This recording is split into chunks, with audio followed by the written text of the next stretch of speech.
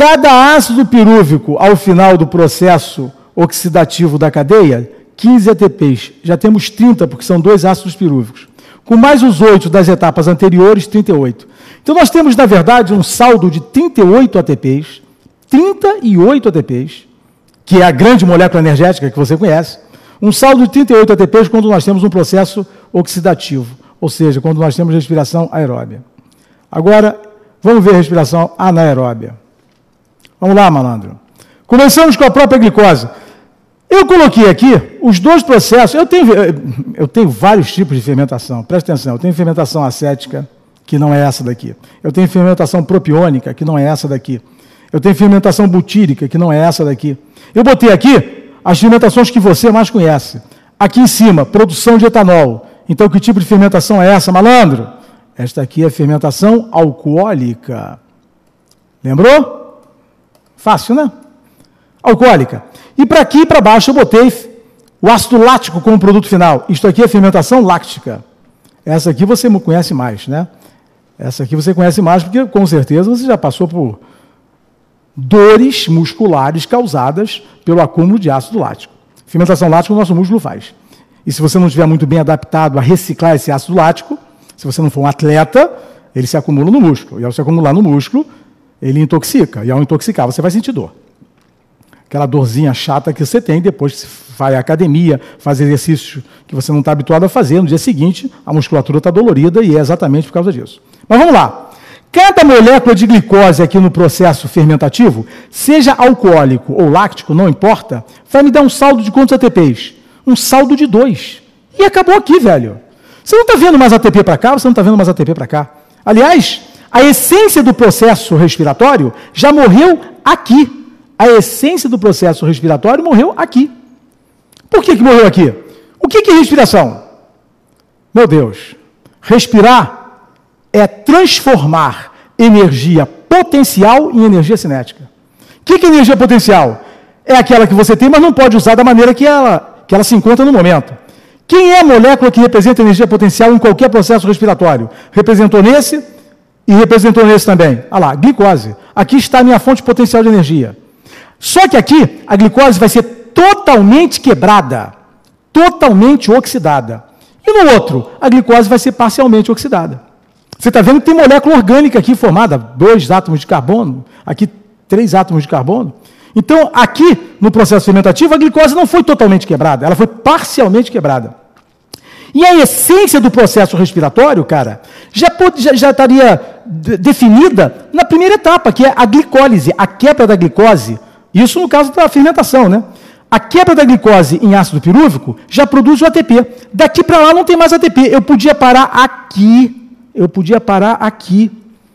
Os seres que fazem respiração anaeróbia poderiam parar aqui. E por que não param? Por que tem que sair seguindo esse troço? O ácido pirúvico é tóxico demais. Então, cada um vai ter que dar o seu jeito para se detoxificar do próprio ácido pirúvico. Então, vamos lá. Quais são os jeitos que podem ser dados? Existem seres ou células que dão esse jeito fazendo fermentação alcoólica. Graças a Deus, essa fermentação existe. E existem células ou seres que são capazes de dar o seu jeito fazendo isso aqui, que é a fermentação lática. Então, cada um tenta dar o seu jeito. Para quê? No fundo, cada um tenta dar o seu jeito para se livrar do ácido pirúvico. Essa aqui é a grande verdade, para se livrar do ácido pirúvico. Alguns descarboxilam o ácido pirúvico. Tiram COO, sai CO2. Esse hidrogênio, ele sai daqui. Esse hidrogênio fica aqui. Esse O sai, vira o quê? Vira aldeído. Isso aqui é um aldeído, olha lá. Se você tirar esse CO2 aqui, ó, esse CO2 aqui, e esse hidrogênio migrar para cá, você vai ter um aldeído. Você tirou CO2 e o hidrogênio migrou. Aldeído. Que é aldeído? Aldeído acético. Etanol, é isso aqui. E o etanol? O etanol também é tóxico. E o cara tem que dar mais jeito. Ele reduz o etanol até etanol. Aí você vai dizer, bom, peraí, mas o etanol é álcool, também é tóxico. Mas é álcool, mas é volátil, ele se manda. Então, facilita o cara. Ele saiu de uma substância tóxica residual para uma substância tóxica volátil. 10-0 para ele. Valeu, claro. E outros fazem isso aqui, fermentação lática. Agora, o mais importante, cara, é você perceber o saldo energético. Malandro, olha o saldo energético desse processo, 2 ATPs. Olha o saldo energético do outro processo, 38 ATPs. Malandro, é a mesma molécula de glicose. Eu comecei com glicose aqui e comecei com glicose aqui. Olha lá, glicose, está menorzinho, mas é a mesma. Então, qual dos dois processos me dá um rendimento maior? Um processo onde eu quebro a glicose parcialmente e tenho um saldo de 2 ATPs, ou um processo onde eu quebro a glicose integralmente e tenho um saldo de 38? Porra, claro, 38. Não tenha dúvida. Agora, a pergunta não é bem essa. Na fermentação, o consumo de glicose é maior ou menor do que o usado no processo aeróbico? Ô, meu jovem, se a glicose, não é isso? Oxidada, me fornece, totalmente oxidada, me fornecem 38 ATPs. Para eu chegar nesses 38 ATPs, e tem um detalhe, a oxidação total é bem mais longa, né? É bem mais longa. Para eu chegar nesses 38 ATPs, quantas moléculas de glicose eu vou ter que usar na fermentação? Qual é o saldo? 2. Bom, então eu vou ter que usar praticamente 19 mais moléculas de glicose? Claro, para eu chegar nos mesmos 38 ATPs, eu vou ter que usar glicose para dedéu, para poder chegar lá. Então, o cara que faz fermentação, ele é obrigado a consumir uma quantidade de glicose infinitamente maior para atingir os mesmos 38 ATPs. Então, olha só, presta atenção.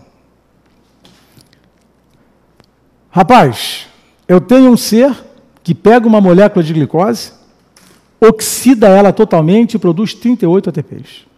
Eu tenho um ser que pega uma molécula de glicose, faz uma quebra parcial dela e produz um saldo de 2 ATPs. Para esse cara chegar aos mesmos 38, o que ele vai ter que fazer? Vai ter que quebrar muita glicose. Só que também tem o seguinte, compensa, quer dizer, há uma situação compensatória, porque a fermentação é muito mais rápida do que a respiração aeróbia. Então, o cara acaba até chegando nos 38, mas ele acaba chegando nos 38 com um consumo de glicose absurdo.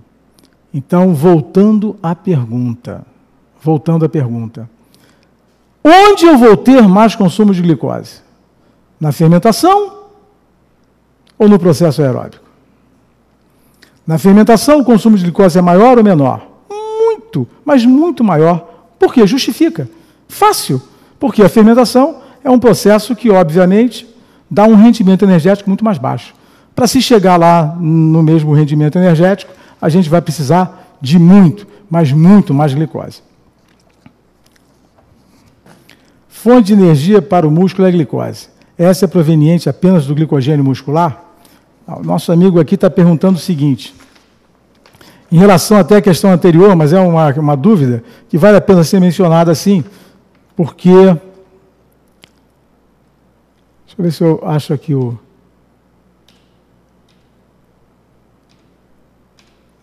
aqui. Vamos lá. A questão pede a fonte de energia para o... A questão diz que a fonte de energia para o músculo é a glicose. Agora, de onde vem essa glicose? Apenas do glicogênio muscular? Não, não vem apenas do glicogênio muscular, não.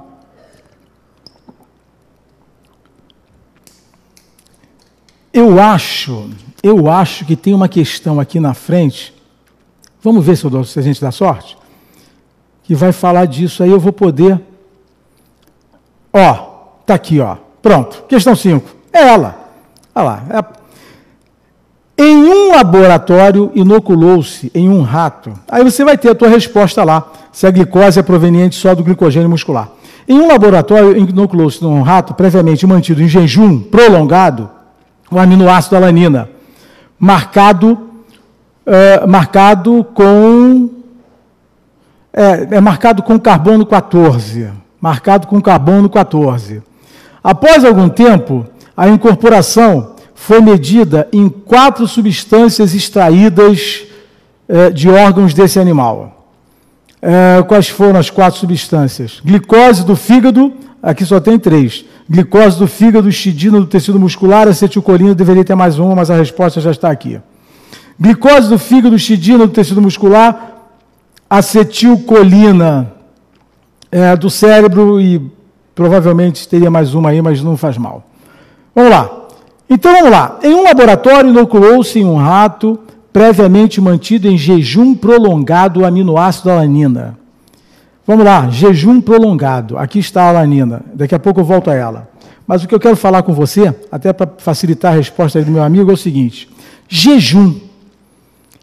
Quando o cara está em jejum prolongado, ele usou um rato, mas podia ser um ser humano, não tem problema nenhum, não. O que vai acontecer, cara? O jejum prolongado gera o quê? Uma hipoglicemia. Correto? Hipoglicemia. Perfeito. Hipoglicemia, dependendo do grau de hipoglicemia, vai levar o sujeito à liberação de um hormônio pancreático, que eu gostaria muito que você aí agora tentasse imediatamente responder, que é o glucagon. Glucagon. Então tá lá. Quando é que a gente considera uma hipoglicemia de jejum? Qual é a taxa normal de glicose? Vamos falar do rato, não vamos falar do homem. Se bem que é bem similar. Mas qual é a taxa normal de glicose para nós? Eu diria que uma glicemia normal está em torno de quê? De 80 a 99 miligramas de glicose por decilitro de sangue. Se o cara está fazendo 60, abaixo de 70 miligramas, a gente já começa a considerar a hipoglicemia. Essa hipoglicemia, é bom que você não se esqueça, é de jejum. O cara citou aqui, jejum. O cara não está comendo. Não está comendo, baixou a glicose no sangue. No momento em que faz a hipoglicemia, o glucagon é liberado. O glucagon tem que ação? Vamos lá. O glucagon, ele age exatamente onde? No fígado. No fígado. E essa ação do glucagon no fígado vai gerar o quê?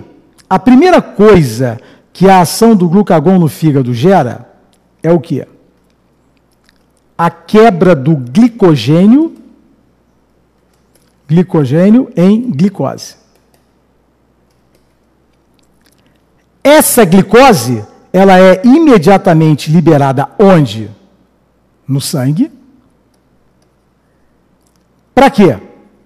Para suprir a hipoglicemia do cara. É o que está acontecendo lá no rato. Na pergunta do nosso amigo, a coisa funciona um pouco diferente. Porque o nosso atleta, ele não está hipoglicêmico. O atleta, ele está com glicemia normal. Né? O atleta... Nossa, mãe, perdão. Vamos tentar aqui, eu não consigo achar essa borracha.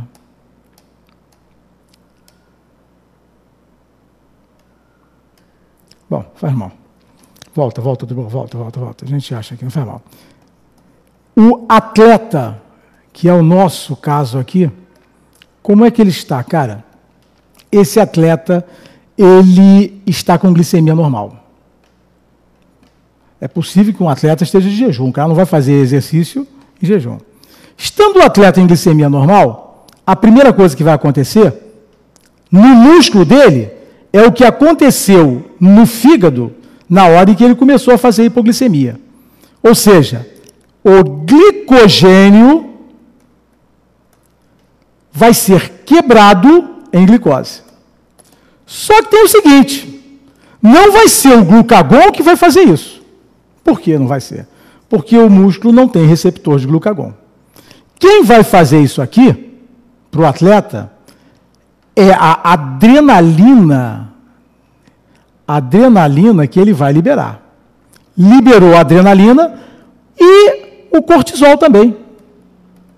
Adrenalina e cortisol. Adrenalina e cortisol atuam no glicogênio muscular, quebram e obtêm glicose. Aí a pergunta do meu amigo: toda a glicose que ele vai usar no músculo é essa glicose proveniente do glicogênio muscular? Não, velho. Não, porque a adrenalina e o cortisol também agem aonde? No fígado. Quebrando o glicogênio do fígado e liberando também glicose para o sangue do cara e para o músculo. Então, veja bem, na hora em que o atleta está fazendo a atividade física, não é só o glicogênio muscular que vai ser mobilizado para liberar glicose, para ele ter glicose. Vem glicose também do fígado, oriunda de onde? Da quebra do glicogênio do próprio fígado. Então, na verdade, na hora em que o cara está praticando uma atividade física, ele está usando glicose, a princípio, de dois lados. Do próprio glicogênio muscular e do glicogênio hepático. Mas ainda tem um terceiro item aí. Adrenalina e cortisol também agem sobre o tecido adiposo. Adiposo. E o que esse tecido adiposo tem para nos oferecer? Poxa, muita energia, sabe por quê? Sobre esse tecido adiposo aqui, atuarão lipases. As lipases vão quebrar os triglicerídeos, liberando ácido graxo. Esses ácidos graxos serão beta-oxidados, liberarão acetil, e esse acetil é, obviamente, encaminhado para dois locais. Esse acetil, ele vai ser encaminhado direto para o ciclo de Krebs, ou ele pode ser polimerizado. Além disso, quando você quebra um triglicerídeo, além do acetil, você tem o glicerol. Glicerol é uma molécula com 3 átomos de carbono. Esse glicerol, facilmente, oriundo da quebra do tecido adiposo, esse glicerol, ele vira glicose. Ele vira glicose. Facilmente vira glicose no fígado. E aí o que o fígado faz com essa glicose? Lança também essa glicose no sangue, e essa glicose vai tranquilamente, glicerol, resultante da quebra do tecido adiposo, cai na circulação, vai ao fígado, o fígado polimeriza o glicerol, produz glicose e joga. Então, de quantos locais nós já vimos aqui que vem a glicose? Além do glicogênio, naturalmente, do próprio músculo. Vem glicose do fígado e vem glicose proveniente de quê? Da metabolização do tecido adiposo. Está aqui uma maneira honesta de você perder peso. Não é fazendo hipoglicemia. Lembre-se que na hipoglicemia você só movimenta o glicogênio hepático. Você não movimenta o glicogênio muscular, porque na hipoglicemia você libera o glucagon, e o glucagon não é recebido no músculo. Então não adianta nada. É bem verdade que o glucagon também aciona lá o tecido adiposo. Mas, caramba, você vai precisar cair, fazer uma síncope por hipoglicemia para poder, poxa, emagrecer? Dá uma corridinha, velho, que vai ser muito melhor. Vai por mim. É mais saudável. E aqui tem uma outra maneira de você obter glicose também. Essa maneira é o que nós vamos ver aqui agora na questão. Olha só. Em um laboratório, inoculou-se em um rato previamente mantido em jejum prolongado, o aminoácido alanina, marcado com carbono 14 após algum tempo de incorporação. Deixa eu mostrar para você a alanina. Está vendo a alanina? A alanina é um aminoácido, cara, que tem 3 átomos de carbono. Na verdade, esses 3 átomos de carbono, se eu desaminar isso aqui e imediatamente oxidar, tirei a amina e oxidei. Sabe no que vai ficar isso? Vai ficar isso aqui, ó. Vou repetir do lado de cá a molécula desaminada e oxidada. Aqui, ó. Essa parte da molécula. Agora, a parte central da molécula, aqui, ó, carbono, hidrogênio, CH3, desaminei e oxidei. Você tem ideia de que molécula é essa aqui? Perdão, esse hidrogênio sai, né? Você tem ideia de que molécula é essa aqui? Na hora em que eu desamino e oxido, essa molécula vira piruvato, ou ácido pirúvico. Pirúvico. Virou o ácido pirúvico? Estamos a caminho de quem? Glicose. Que nome eu dou à transformação de um aminoácido como a alanina nessa glicose? Desamino, oxido, produzo o ácido pirúvico, duplico, reduzo e produzo glicose. Isso tem um nome. Quando eu transformo o aminoácido em glicose, e o fígado faz isso muito bem, aliás, o fígado dá a vida por você, esse troço tem um nome. Chama-se o quê? Gliconeogênese. O que você queria perguntar, o que você perguntou ali naquela questão, meu amigo, foi exatamente isso. Quais são os caminhos que eu tenho para produzir glicose, para obter glicose? Para o músculo. No músculo não tem jeito, é só a partir do glicogênio. Mas o fígado dá a vida por você. Ele produz glicose a partir de aminoácido, pela gliconeogênese. Ele produz glicose a partir de ácidos graxos provenientes da lipólise do tecido adiposo. Ele produz glicose a partir principalmente do glicerol proveniente dos ácidos graxos. Então, a gliconeogênese é o processo que genericamente conceitua o quê?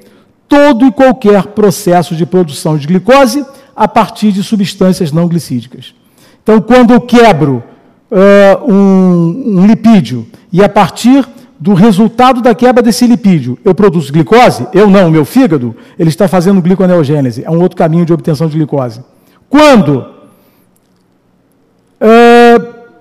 o tecido adiposo é quebrado pelas lipases hormônio dependentes, foi o que eu falei, voltando aqui agora. Quando a alanina é desaminada e oxidada e vira ácido pirúvico, é gliconeogênese. Alanina é aminoácido, glicerol é álcool, substâncias de origem não glicídica. No instante que substâncias de origem não glicídica são transformadas em glicose, o teu fígado está fazendo gliconeogênese. Na questão que ele colocou aqui, vamos lá, ele botou, sabendo-se que a alanina, ele ainda dá a dica para você, né? Em um laboratório inoculou-se em um rato previamente mantido em jejum prolongado o aminoácido alanina, marcado com carbono 14, após algum tempo de incorporação foi medida em 4 substâncias extraídas. É a alanina. Aí ele te dá a dica. Sabendo-se que a alanina, após ser desaminada, produz ácido pirúvico, foi o que eu te mostrei há 2 segundos atrás, a eficiência da marcação do isótopo radioativo deverá ser muito grande numa determinada molécula. O ácido pirúvico, quando ele é duplicado, ele vira o quê? Glicose. Volta lá.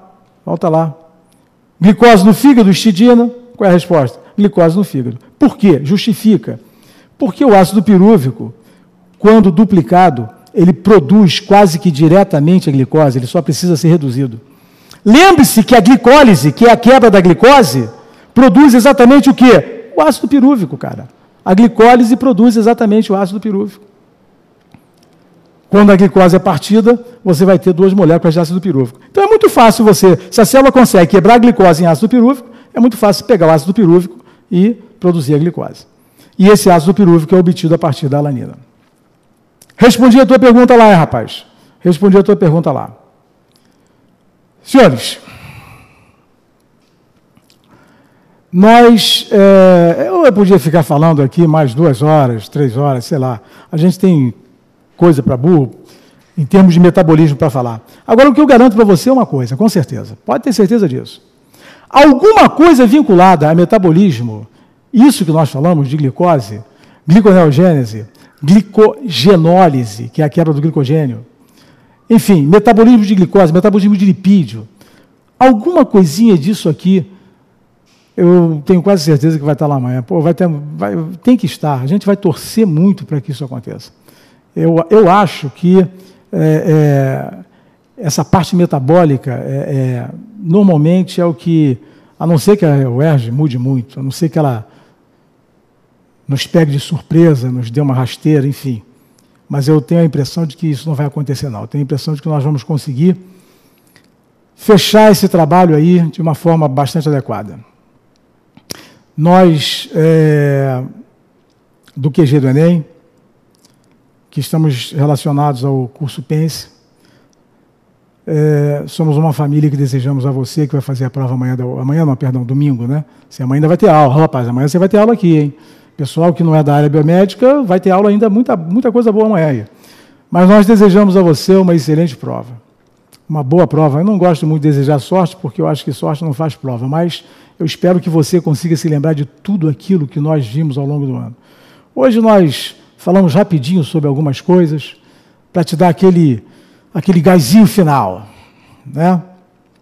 E para te lembrar, né, rapaz, ainda pode acontecer uma questãozinha de genética mendeliana, pode acontecer. Mas também a genética mendeliana que eles cobram é ridícula, não vejo problema. Pode acontecer uma questãozinha de fisiologia, digestão, circulação, pode acontecer, mas também não vejo problema. Eu acho que os grandes problemas da UERJ estão exatamente nisso, no metabolismo. São as questões que eu reputo mais difíceis em termos de prova de UERJ. Mas eu acho que você vai se sair muito bem. Eu te desejo realmente, cara, nós todos aqui, da família QG, te desejamos uma boa prova. Felicidades para você no domingo. Um abraço.